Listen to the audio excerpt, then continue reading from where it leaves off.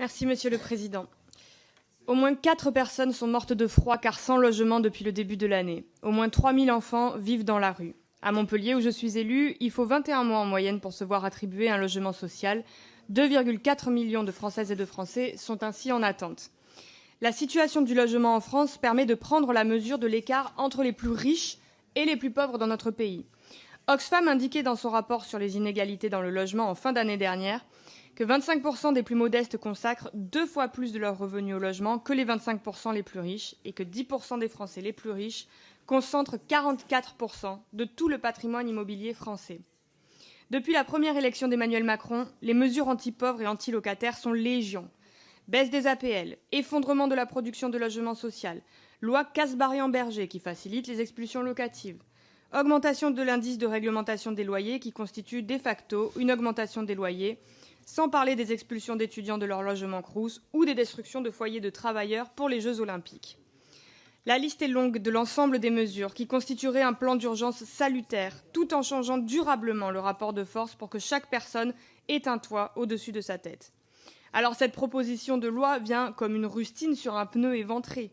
Le fait de laisser vacants des bâtiments quand nos concitoyens et concitoyennes peinent à trouver des abris est certes indécent.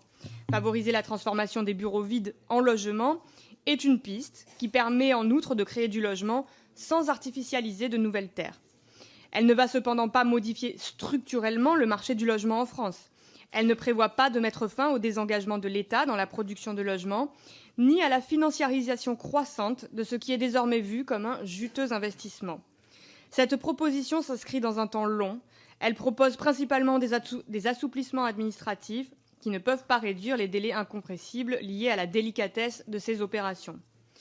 Il est à noter que la transformation entre ces deux usages, bureau vers logement, nécessite des réhabilitations précises et la prise en compte de problèmes très concrets. La hauteur des plafonds et le volume des pièces est plus important pour les bureaux. La protection acoustique est à revoir pour créer des logements. S'ajoute la question de la desserte des zones de bureaux en transport en commun et la présence d'aménités diverses. Nous avons également des interrogations sur l'encadrement de certains articles pour prévenir toute dérive, comme la proposition de dérogation au PLU. Nous souhaitons que les logements se fassent principalement à destination des publics prioritaires au regard du logement. Ou encore le permis de construire à destination successive. Quelle doit être la qualité du bâti pour s'assurer qu'un bâtiment, qui était au départ censé être un bureau, puisse devenir un logement sans que des réhabilitations de grande ampleur ne soient nécessaires. Donc nous serons très vigilants à vos réponses sur toutes ces questions.